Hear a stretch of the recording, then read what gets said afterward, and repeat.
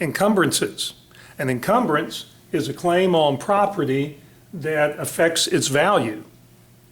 Examples would be mortgages and liens. Now, if you look up here, I've originally put lowers value, but a lot of encumbrances actually enhance the value of a piece of property.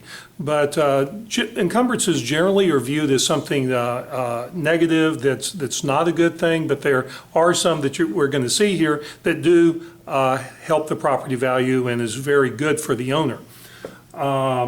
Some encumbrances, that's the point I just made, actually do have a positive effect, and there are two types of encumbrances that we're going to be looking at. Public encumbrance, those promote the public welfare. Those are created by government or government entities. And then we have private encumbrances, and those are created voluntarily by the landowner. In this tape, what we're going to be looking at will be public encumbrances.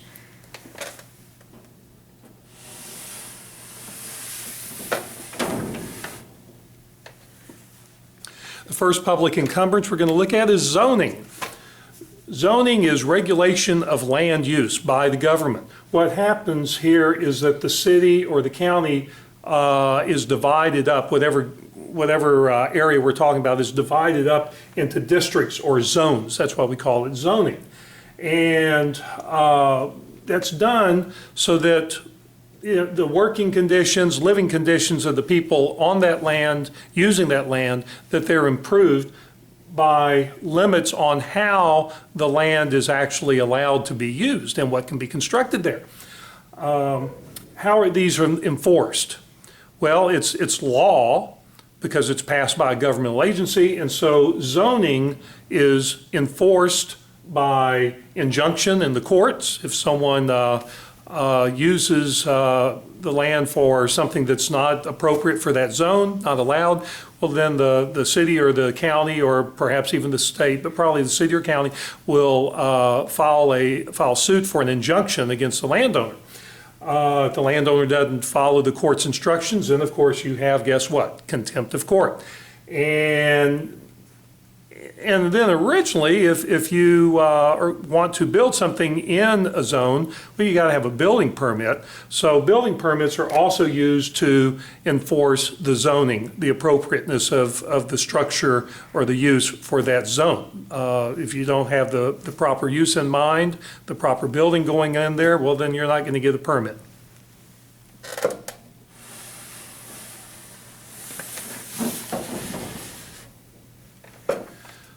Also talking about building codes. Building codes regulate the actual construction of what's going to go on a tract of land, particularly in regard to electrical, plumbing, roof systems, the structure itself. All these things are covered by the building code that's been adopted by that municipality or by that county. Permits are then required if you want to build. And furthermore, once you've built the structure, you have to have a permit to occupy the structure. And you're not going to get an occupancy permit if the structure does not meet what we call code. And how is this enforced? Well, once again, through injunction. And also, since zoning laws are written into the municipal code or the county code, if in those jurisdictions that have such a thing, it's violation of a building code is actually going to be a criminal offense at a misdemeanor level. And which means you got a building inspector or a code enforcement officer who works for the city is going to come out and write you a ticket if you aren't in code, if you have violated the building code in some way. And then of course there's also, as I mentioned, injunction. Civil suit can be filed to get you to comply with the building code.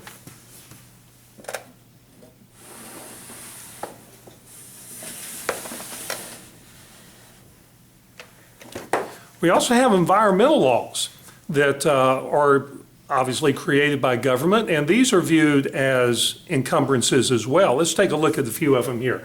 And what I've done is arrange them with the type of things that are being legislated or regulated.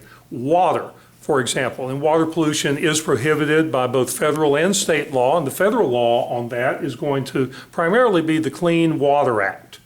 Wetlands have special protection in federal law and in state laws. Wetlands come under the jurisdiction of the U.S. Army Corps of Engineers. And so the use and development of wetlands comes under their jurisdiction, and it is regulated. So when you do have a property transaction and an owner is looking or planning, contemplating a transaction because they want to have a particular use in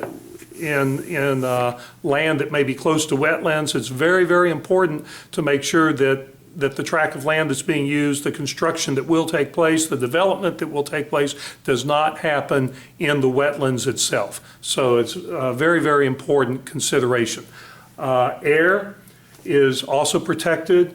The Clean Air Act on the federal level establishes air quality standards, and then you'll have state laws as well.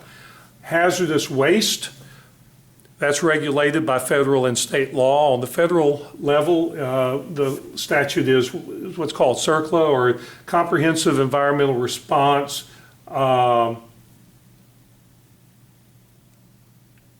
Liability Act. I forget what the C stands for. But otherwise known as the Superfund. And under that law, it's very comprehensive. That's why it's called comprehensive environmental. Because anyone who produces, anybody who transports, anybody that accepts for storage hazardous waste, they are responsible for that hazardous waste, and they're responsible for any cleanup. And that means anyone who happens to find hazardous waste on their property, they didn't put it there, but they're usually going to be responsible for cleaning it up. There's some exceptions to that under the law, but it's a pretty stiff law. And so that's why you'll hear when people are contemplating, particularly commercial concerns, contemplating developing a piece of land, they do their due diligence. Well, what does that mean, due diligence? Well, they're checking to see if there is any history of hazardous waste. They're checking to see, is there a wetland issue? They're checking to see, are there any water pollution issues regarding that tract of land they're contemplating? Okay. They're also checking to see, when they do due diligence, are there any underground storage tanks? Old service stations, for example, may have been closed many years, but the tank is still there. Who's responsible for it? The owner of the land. The owner is responsible for any leaks, for any removal, for any cleanup. And that's generally going to be a matter of state law rather than federal. And then, of course, we have radon and lead-based paint disclosures that must be made according to law when you're contemplating a property sale, particularly residential property. The owner has to disclose to any potential buyer whether or not their radon, which is a radioactive gas, whether that's been detected. It's naturally occurring. It's not put there by hand of people. It's naturally occurring, but we still have to disclose to them, our buyer, whether or not it's present, so that some sort of remediation can take place, or they're aware of the condition. Same thing with lead-based paint, which has been outlawed, and disclosures there, if we know that it's being used, that has to be disclosed.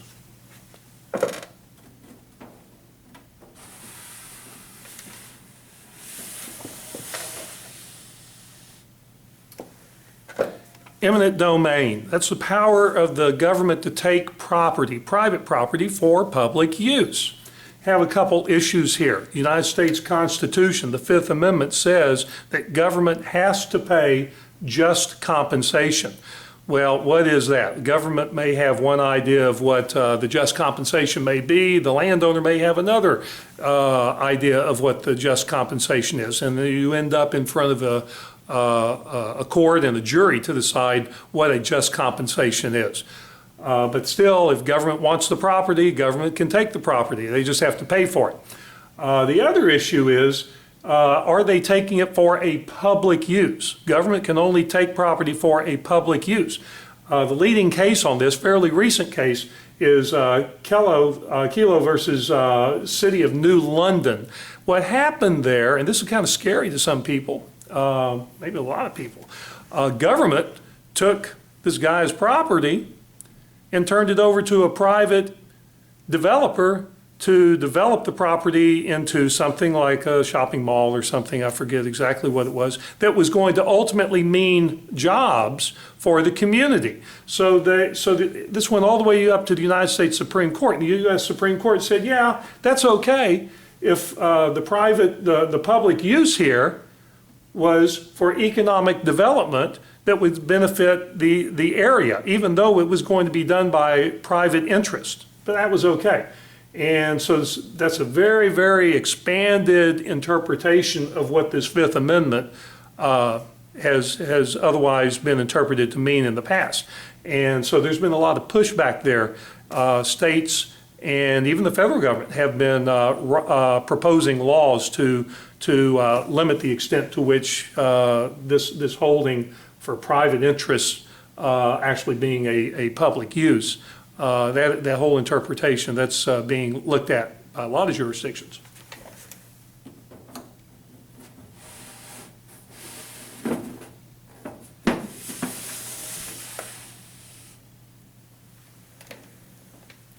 And then we have taxation.